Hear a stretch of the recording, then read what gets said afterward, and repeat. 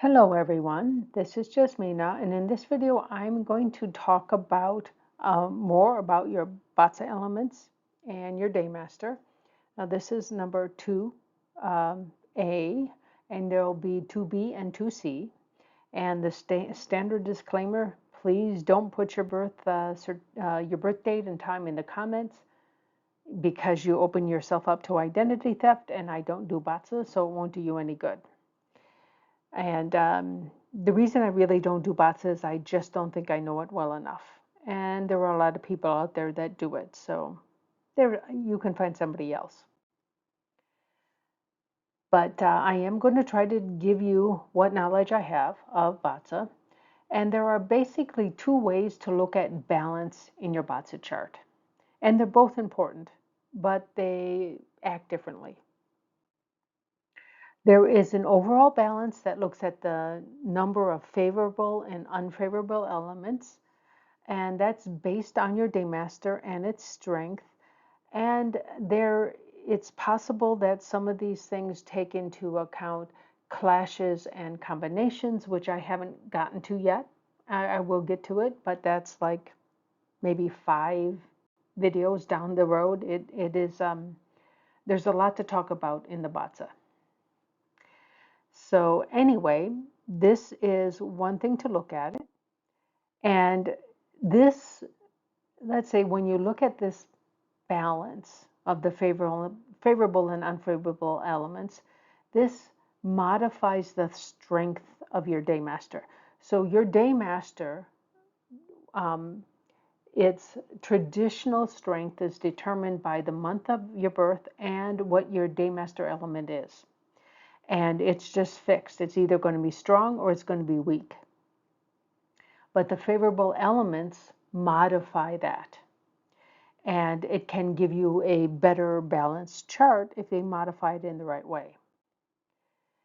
So basically, it is desirable to have a seasonally strong Bazi, which is, again, based on your month and your Daymaster element. So that's what that's meant by seasonably strong Daymaster. If it can be weakened with favorable elements, that's good. And that's what the favorable elements will do for a strong Daymaster. And a seasonally weak Daymaster will be strengthened by the favorable elements.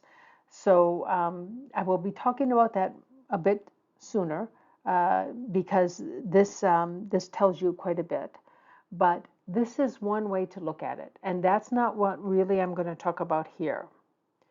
But this is an important part of analyzing your Bazi. So you do have to know this. And again, I think after maybe 2 months, I will get through at least all the Bazi that I know. Now, the Bazi calculator has a relevant graph that will tell you about this favorable and unfavorable elements.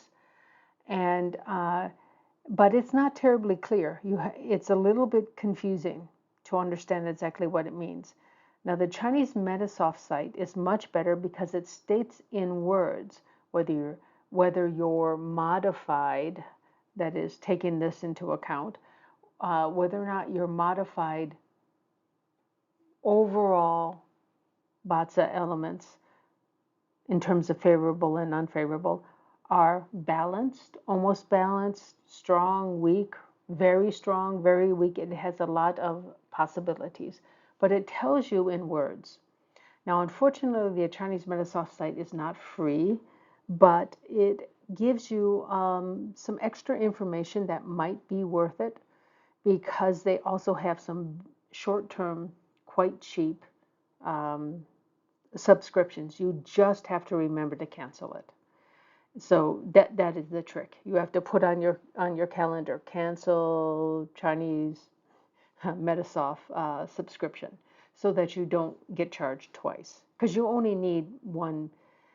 You probably can do it in a month, but it depends on how many people you're doing it for.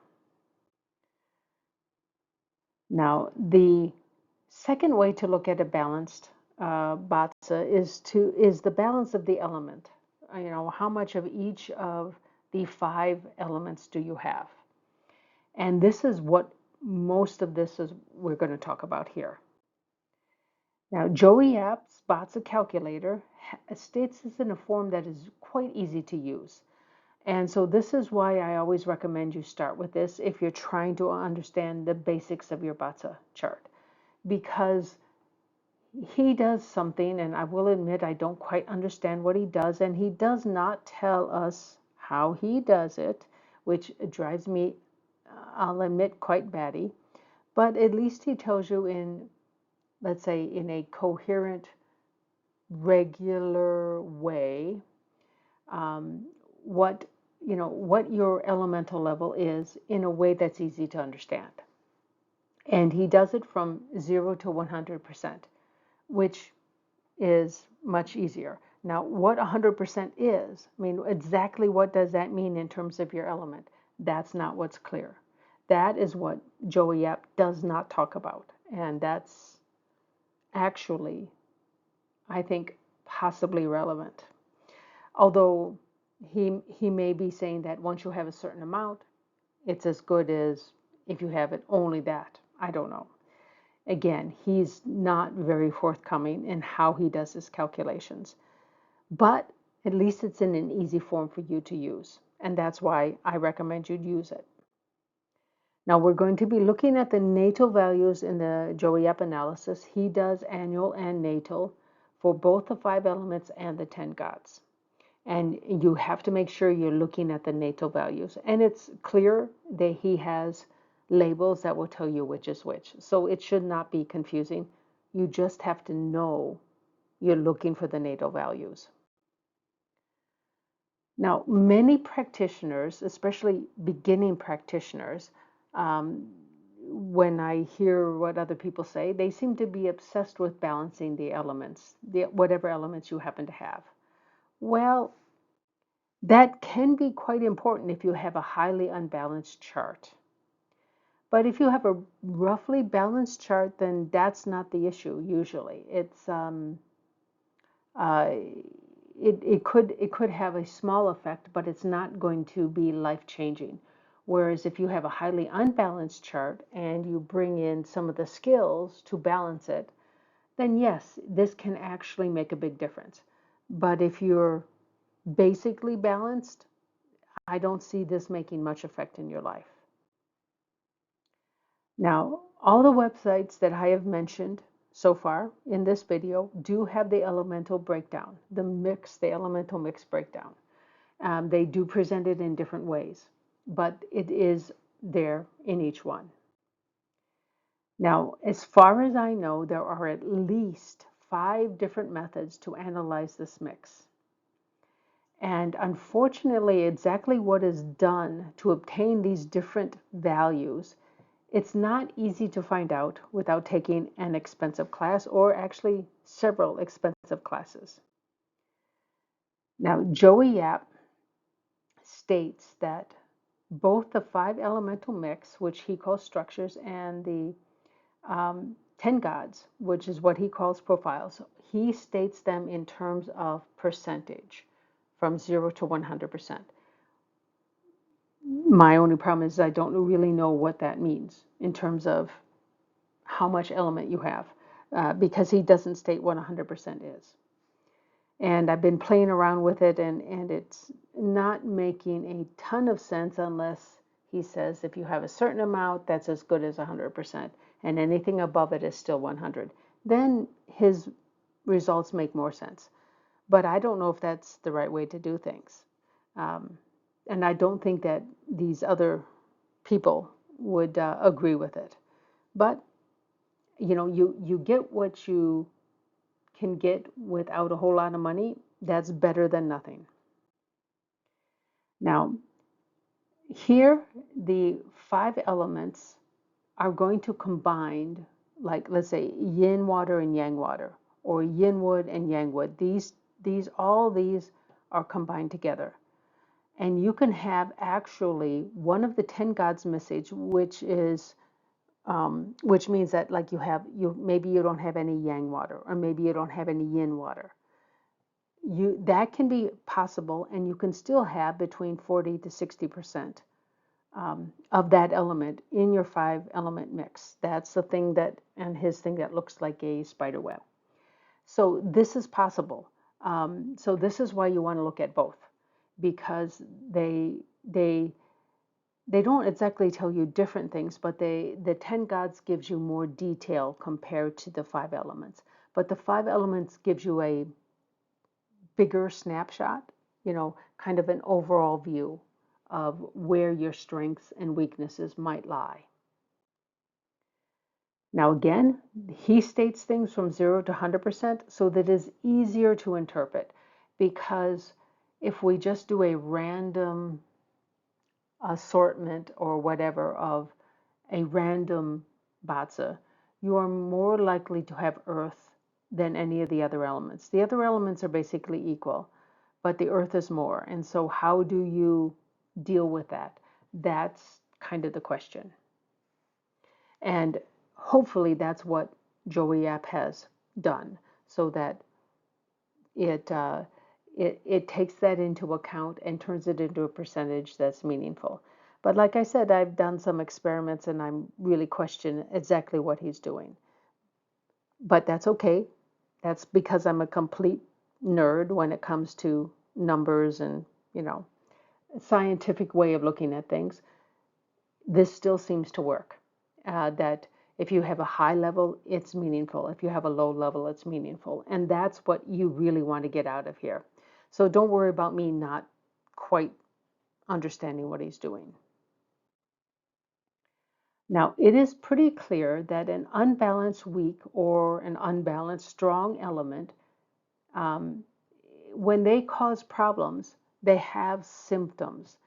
Uh, it's not like you're going to have a problem that has nothing to do with this if your Bazi is the issue. There are other issues in your life. I mean, it could be Chimen, it could be, unfortunately, just the circumstances you're stuck in that can make things hard. But if it is clear that you do have some problem, then seeking to balance that element is often very effective. But it has to be related to that element because, like I say, sometimes it could be sources outside of you that is the problem and not your Bazi. So the question is, how do you strengthen that weak element, or how do you weaken that strong element? So, this is the key.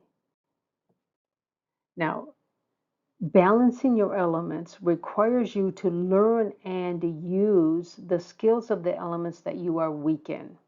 And that will weaken a strong element and strengthen a weak element.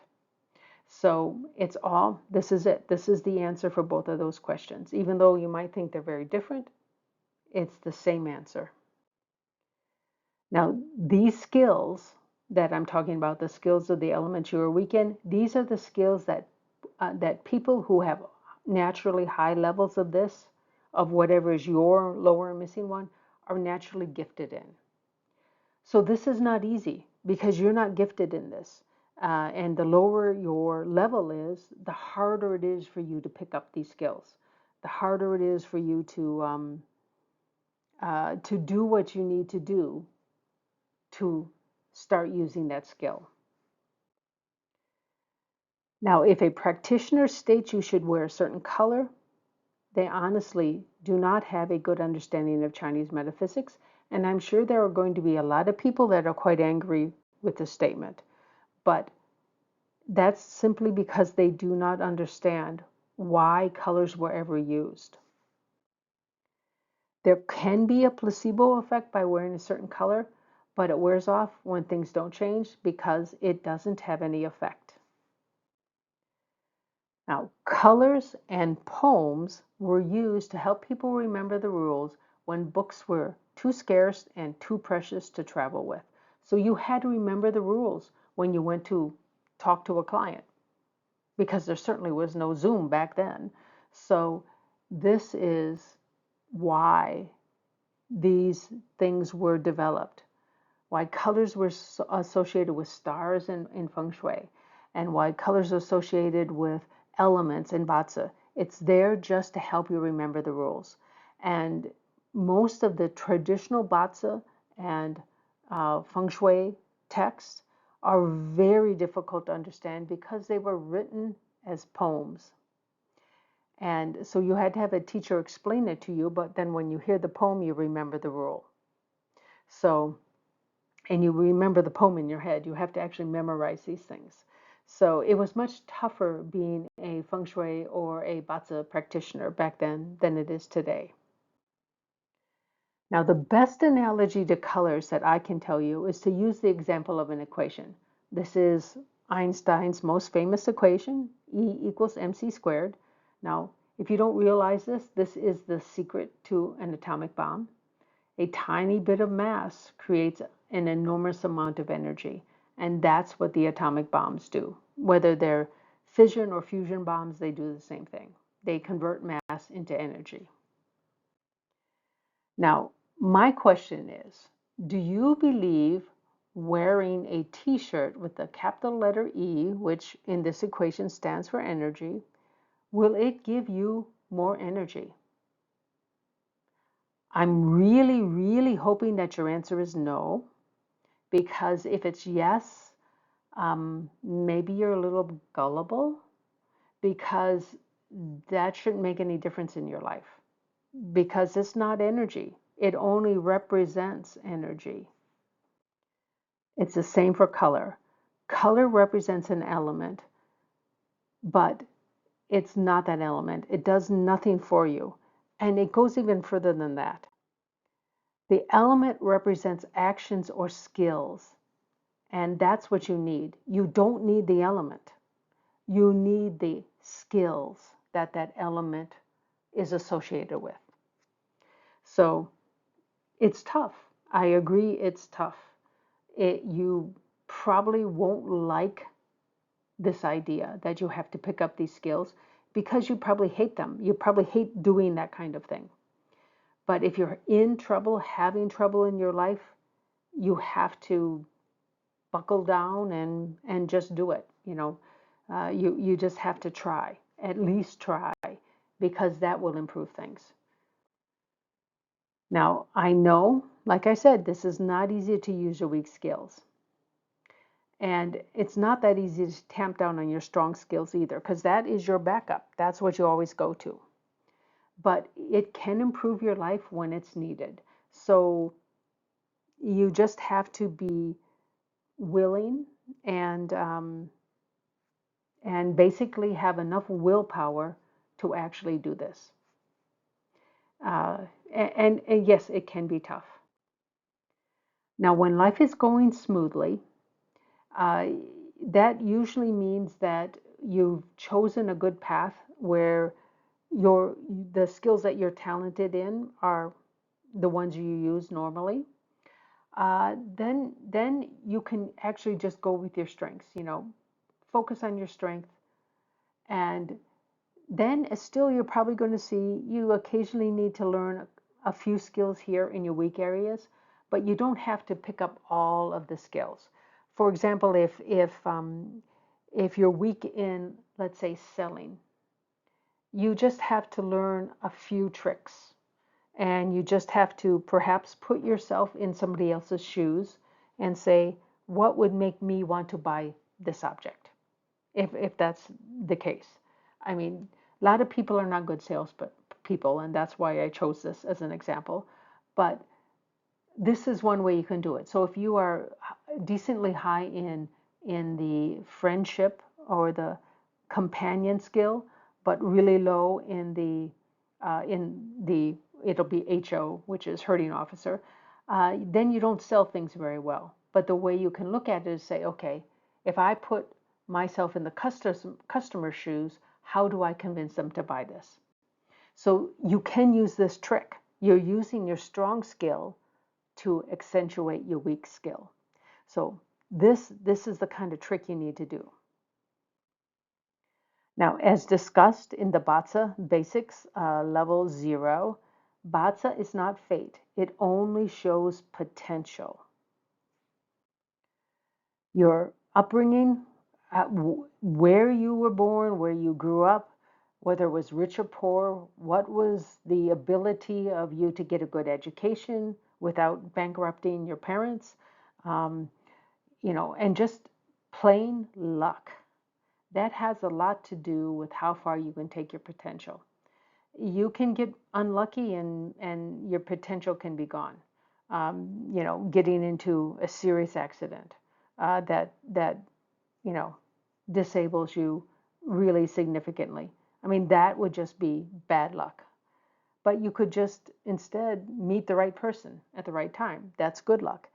These things, unfortunately, are not controllable. Not by Bazi, not by most things. Yeah, a really good feng shui house might help, but there's no guarantee with that either, because there is just sometimes really bad luck. But when it comes to reaching your full potential, your attitude is key. Although it can be affected by real life events, the more gratitude you have for what you have already, the farther you can move forward. So, gratitude is actually the key of your attitude. Now, again, I want to be absolutely clear because a lot of websites don't make this very clear. There's a difference between favorable and unfavorable elemental balance and the elemental mix, which is the 5 elements or the 10 gods. And actually, they're very related, but these are different. I want you to know that they're different, and after a while, you should be able to tell the difference between the two after I go through all of this information. So when you're reading a blog, you won't be confused. That's what I'm worried about. Now, the Bazi calculator actually does both. It tells you your overall favorable, unfavorable elemental breakdown. A 50-50 is an even mixed. So if you have a 50-50 because they will give it to you in percentages, the supporting and the opposing percentages. But if it's 50-50, you're balanced. So that is somewhat good. In fact, it's actually quite good. But you might not have 50-50. Now, Joey App Structures breaks down the balance by elemental mix. So he does something differently. The Bazi calculator also does this, but it does it in a different format. Joey Apps does it in a percentage from 0 to 100%, which is what makes it so useful for the layperson to use. Now, don't mix up these two concepts. You can get very confused if you do. They're very different in terms of how they're calculated, and they have some important implications also, of course, in what this means to you. They tell you different things, but they are both important. What I'm going to use in the rest of this video, unless I specifically say something, I'm talking about the Joey App analysis. So I'm talking about his structures and his profiles. So the structures, and that's the bottom left-hand side of the second page, you'll find your elemental mix in terms of the 5 elements.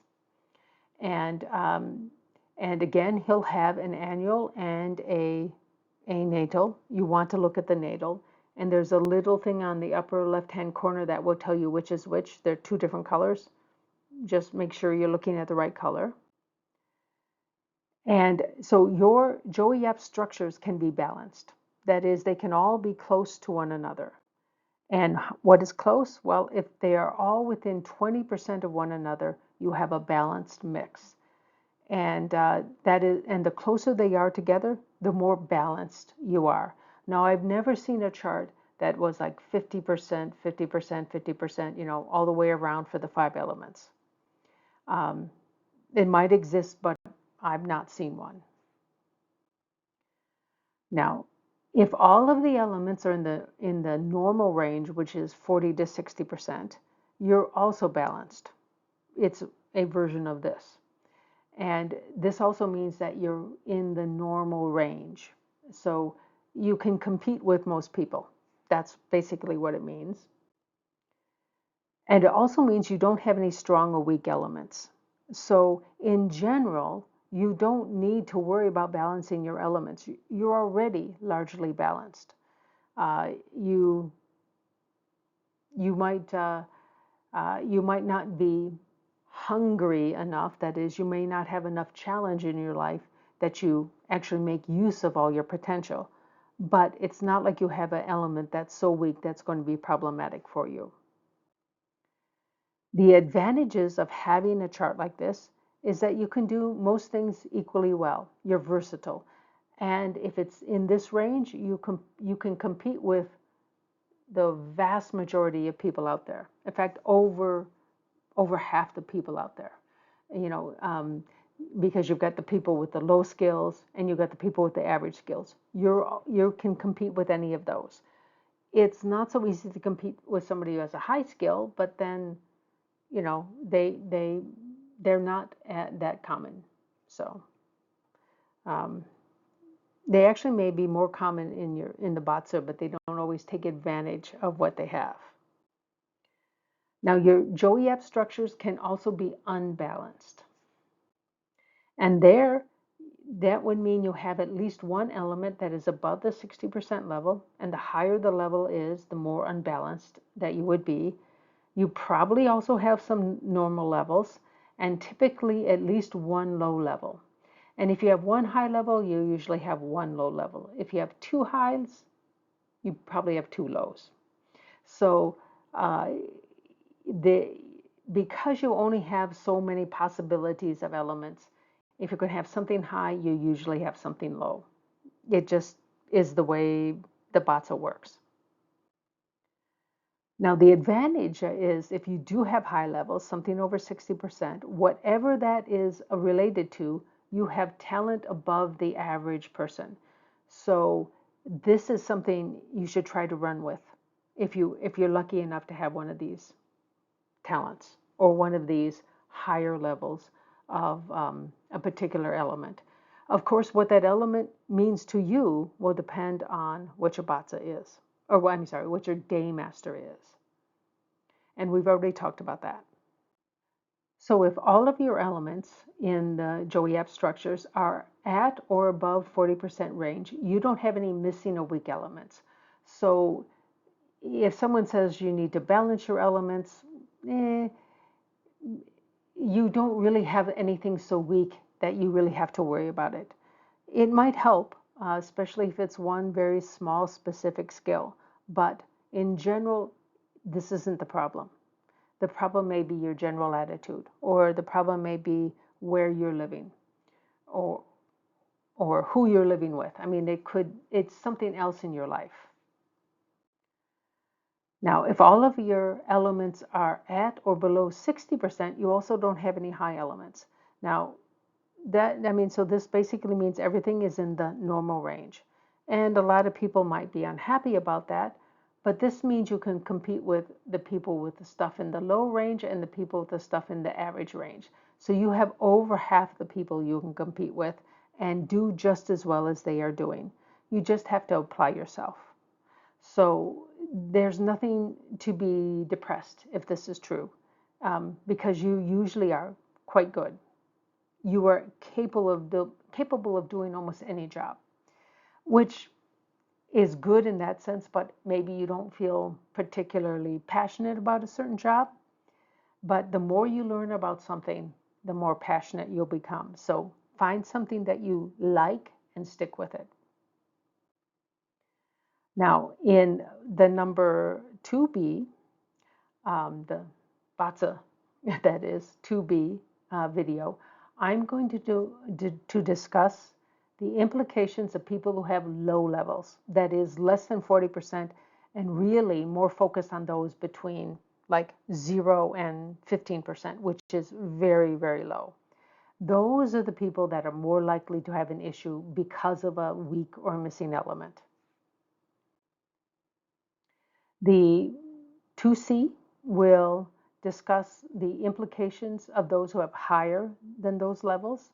And there is a distinction that most practitioners talk about between a healthy high, which is 60 to about 85, and potentially, but not guaranteed, but potentially unhealthy high between 85 to 100%.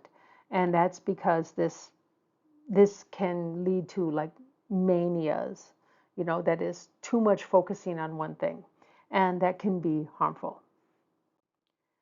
So there are some prevalent problems, and maybe this is where you might see something, that if your element is low or extremely low, uh, we're going to look first in the structures, but this can also happen in your 10 gods. But wood is an element, of course, and its attribute, general attribute, is growth and expansion. So if you have low levels, oftentimes you feel stuck. You're not moving forward. Your career's going nowhere. Your personal life is going nowhere. You just don't feel like anything has changed from years ago. And you see other people getting promotions and you don't get any. That's what I mean by being stuck. You just where you are and nothing's moving. Now, fire is about passion and energy. So if you're low on fire, you may lack desire. You may lack a passion, of course. You could be easily bored. You could also be tired a lot. You could not have a lot of energy to spare. Now, the this earth is kind of a dichotomy. It's stability and it's nurturing. The stability is the yang version of earth, and the nurturing is the yin version. If you're lacking the yang version, which you will see in the 10 gods, not in the elements, not in the structures, but in the 10 gods, you probably feel untethered. You just seem like you're floating through life. If you're low in the yin version, this is the nurturing part. People will look at you as cold. That is, you don't express your emotions. You're distant or aloof. It doesn't mean you don't feel these things. You just aren't able to express them. So people look at you as, somebody a bit different, somebody who doesn't care, even if you do care. So that is the difference there. Now, metal has to do with focus and strength. A lot of this has to do with mental strength and emotional strength, but also physical strength. But if you have low levels of this, you tend to be fearful. You're too timid and you're too scared to take a calculated risk. Any risk is too much for you, and so that's not good because you don't do things that will help you in the long run. And if it's the focus part, you tend to have scattered thinking. You're not able to focus on a single subject, which usually means you're not able to learn very well, unless you learn through actually doing. That probably works better for you than trying to read a book. Now, if you have a low level of water, well, water has to do with adaptability and change. So if you have low levels, obviously you're going to be inflexible, often quite stubborn. Um, there may be some fear associated with change. That is, you, in some sense, fear change. But it's mostly that you don't see the point in doing anything different. And, times change, culture changes. If you don't change with it, you fall behind. And this is where it could be a problem. Now, these low levels basically apply to people between 0 and 40%, and the closer you are to 0, the more likely one of these problems will come up. Of course, you're not going to be low in all of these elements. There'll be something that's at least average, if not high. And if you have one that's very high, you could have several that are low. But you're not going to be low in everything. So you just have to see, does any of this apply to you? And if it does, the next video 2B is very important for you to watch. Now, you can also have some prevalent problems if you have a very high level, that is, that potentially unhealthy high level. If you're above 60%, it's also possible for it to happen, but that is between 60 and 85. but it's a lot less likely because that's a healthy high. Most of the time, it's good. But if you would do the same 5 elements, if you have wood, if you have too much wood, basically you have too many things on your plate. You're doing too much at the same time, and that kind of stops you from getting something done because you just have too many things to deal with. And it's very hard for you to focus on just one. And and you can just say, well, I need to do this, but I need to do that and that and that, and then you just say, okay, I need a break. That kind of thing where you just get overwhelmed. Now, basically, it's pretty close with fire.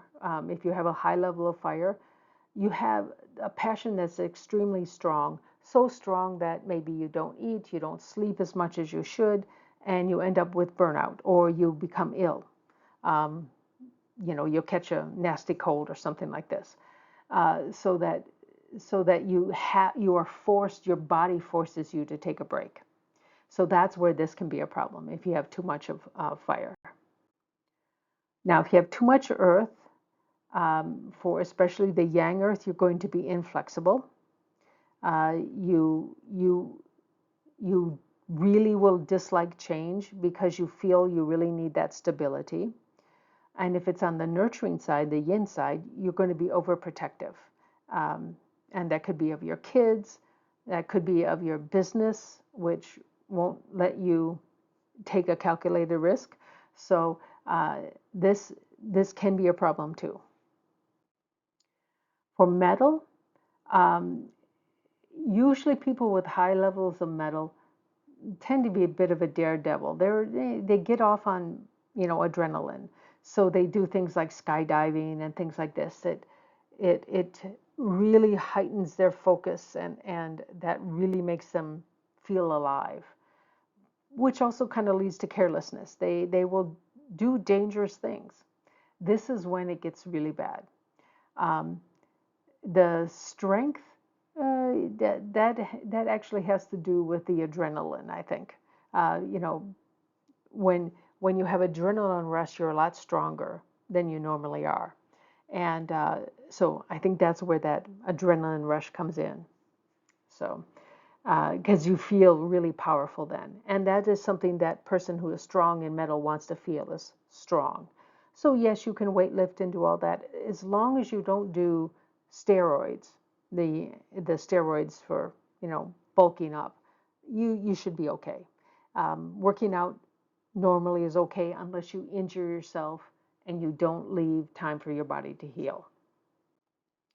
Now, water, that's adaptability of change. So if you have a lot of water, you might not be able to finish what you start. You're on to the next thing and the next thing and the next thing, and you never finish. And of course, that's not going to be very good for your life because you never have anything to show for all your effort. So this is what might happen again if you have a very high level. And to the 2B, the 2B video, number 2B, will talk about this. So if you recognize yourself in either one of these, you can watch those videos to see if it makes sense for you. Now, extremely low or missing levels or extremely high levels may or may not be a real problem in your life. I mean, even if you have these things, that doesn't mean your life is going to be real problematic. Sometimes it's fine. Basically, it depends on what your job is and what else is happening in your life, whether or not these things are going to be a problem. If your life is growing well and you are growing, that is basically learning something new on a regular basis, you may not need to address any shortages. Now, it doesn't hurt to know where your shortages might be, but if your life is going well, you don't necessarily need to change anything. But when you have problems in your life, whether it's with your job, your career, your personal life, or stress-related health issues, because there can be genetic and age-related health issues that have nothing to do with your Batsa. I mean, People get old. People have genetic problems. That's just the way it is.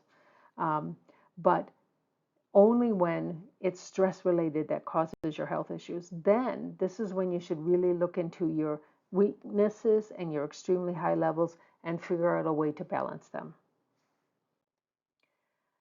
Addressing imbalances in your bata, especially, of course, when you've got problems in your life, this brings new energy into your life. And that's what allows you to move forward. So, this is why, under the right circumstances, yes, balancing your bata is important.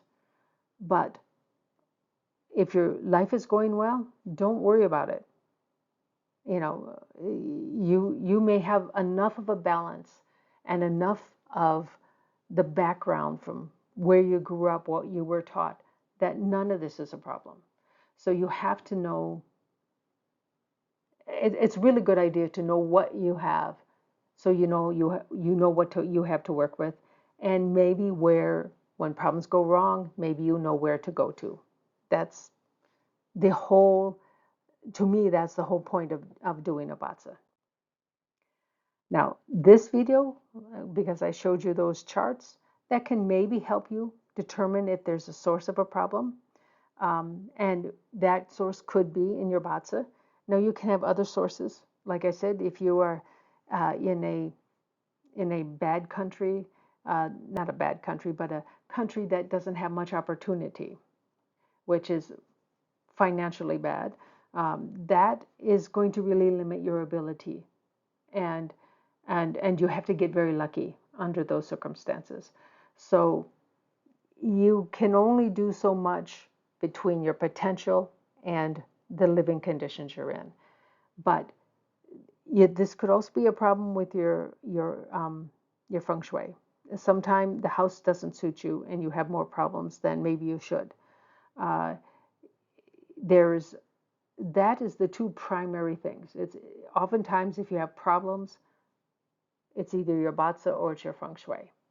Um, but of course, that also, there is, let's say, a realm you can live in within your country, and uh, and that will tell you kind of what your limits are. But even in that, these two things can have a factor.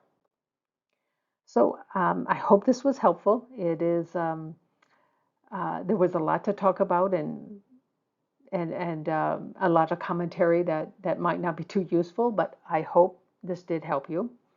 And again, if you have any questions, you can either email me or you can leave a comment.